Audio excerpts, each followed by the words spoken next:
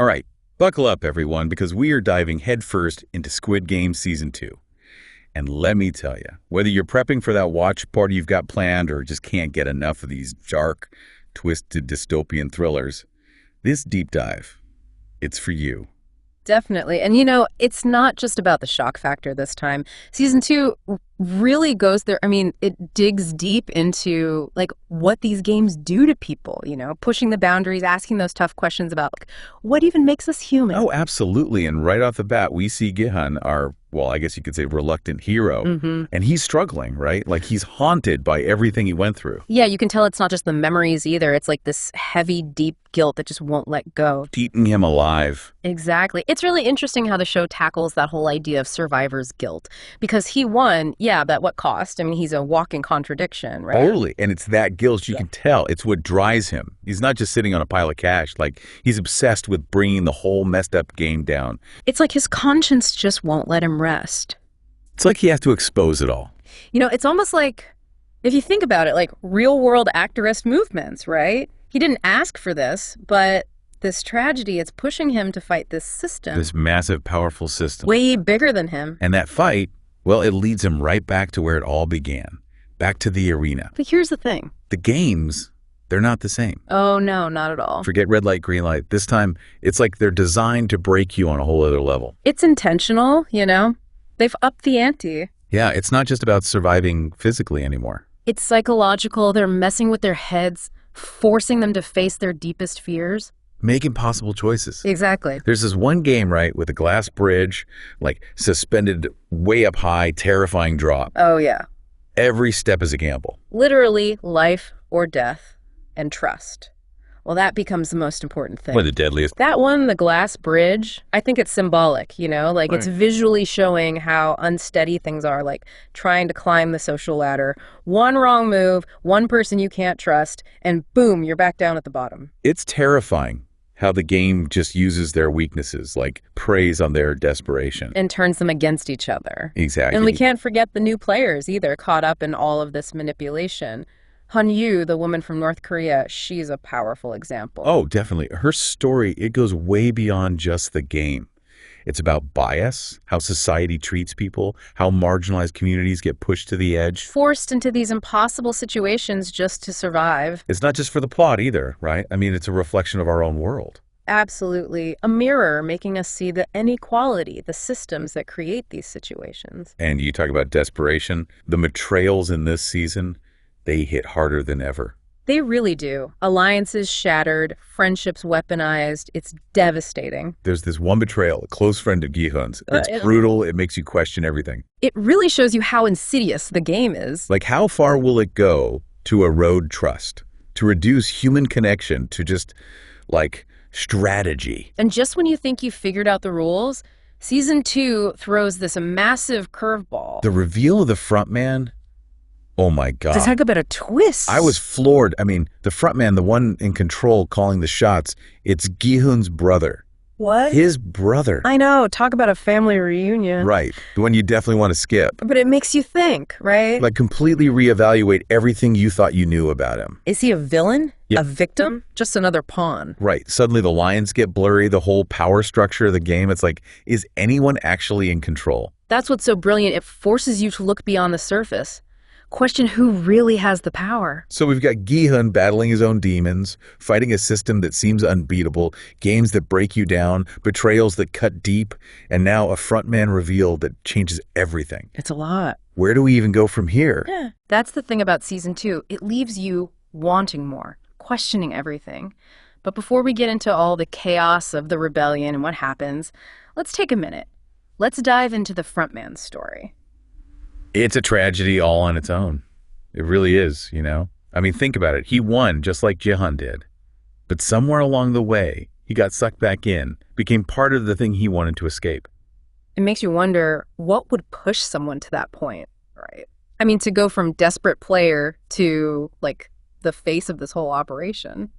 There's this theory, right, that maybe, just maybe, being the front man, it's like his way of surviving. Like, if he's the one running things, the system can't get rid of him. Wow, that's dark. Yeah. It's like he's sacrificing everything, his humanity, just for a little bit of safety. In a game that's rigged from the start. And the fact that it's his brother, that just adds this whole other layer to it. Oh, absolutely. It's not just a plot twist. It's like this clash of everything. Hope, despair. Their whole history. You can feel it. That scene in the VIP room, the tension is insane. So much unspoken stuff. Years of hurt and resentment.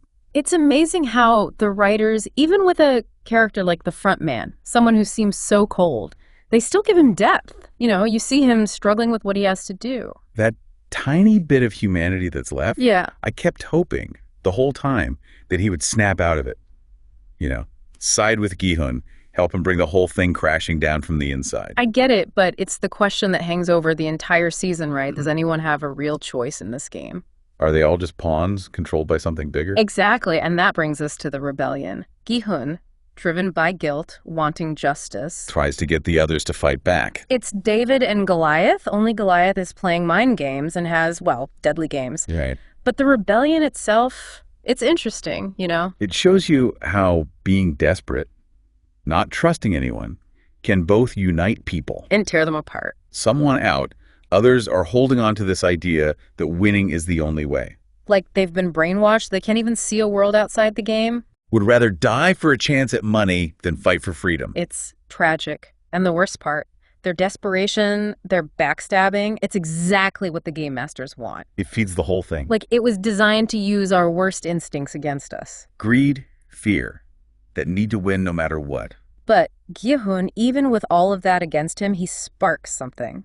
A little bit of hope, that even in this darkness, people can resist. That scene where he gets the others to share their food. Yeah. Small act of kindness, but it feels huge. Like they're rejecting the whole point of the game, saying, we're still human. It's powerful. It tells you that even in a system that tries to dehumanize, there's still room for compassion. To connect with each other. But hope can be a dangerous thing in this game. The rebellion, it ends badly. It really does. A bloodbath. And you're left wondering if anything good came from standing up to the game. It's a gut punch. And that ending, it's masterful. We're literally left hanging no idea what happens to Gi-hun. Did he escape?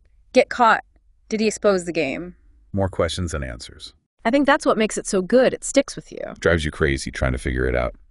I've been online, reading those fan theories, trying to find any clues about season 3. It's addictive. I get it. The creators, they're not saying much, Tight-lipped. but they've hinted, more messed up games, digging into the organization's backstory. Maybe even seeing more of those VIPs, the ones who bet on the players. Those masked figures betting on life and death, they're probably the most disturbing part of the whole thing. Definitely. They represent that whole detached elite. The ones who benefit from this, who are entertained by the suffering? I think exploring their motivations, how they're connected to everything, that would be huge for season 3. It would show us, the real power dynamics, the forces behind it all. And it would be another layer of social commentary, wouldn't it? Absolutely, because these systems, they exist in our world too, hidden behind money and power.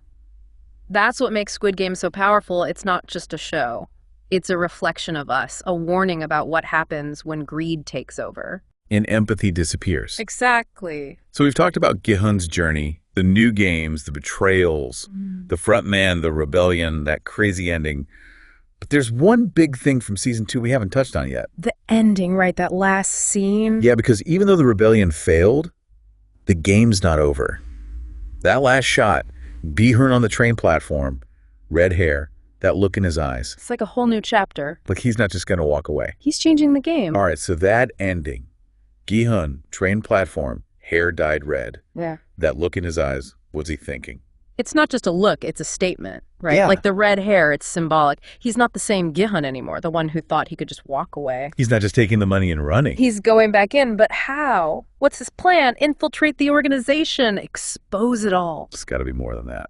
Remember that scene with the guy playing Dakji? Oh, yeah, when Gi-hun confronts him. Chills, right? It's like he's trying to stop others from going through what he did. Like a, guardian angel or something. But it makes you think, can he actually save anyone? Or is he just delaying the inevitable? Is it even his place to interfere? So many questions. It's like a moral dilemma, And it gets you thinking about the bigger picture. If something like the Squid Game can exist, what else is out there?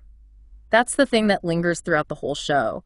The Squid Game, it's not just a game, it's like this messed up reflection of society. The desperation, the inequality. That's just people to do extreme things. It's commentary on capitalism, right? Yeah. Pitting everyone against each other. Turning survival into this brutal competition. Where only the strongest or the luckiest make it out. And those VIPs, the ones watching, betting on who lives and dies, they're the worst. They represent how disconnected the elite are. Profiting off suffering. It's a wake-up call, you know? This stuff exists in our world, too. The gap between the rich and the poor. Exploitation, systems that keep people trapped. Squid Game just forces us to see it.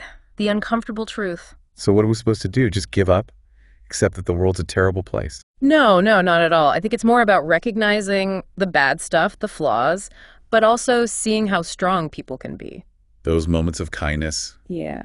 Gi-hun sharing his food, the alliances, they matter. They give you hope. Even when things are brutal, people can still care about each other. And Gi-hun fighting back, that tells us things can change. It might be a long shot, but it's a fight worth having. It's like the show is saying, we're not just watching this happen, we have a choice. We can be caught in the game, or we can fight for something better. It's about choosing hope, taking action, remembering that we're all human. Working together so something like Squid Game stays fiction. That's a good place to wrap up, I think. Season 2, what a ride, full of twists and turns. It makes you think, makes you question, starts conversations. So until Season 3, keep those theories going, keep talking about it, and most importantly, keep fighting for a better world. Thanks for joining us for this deep dive.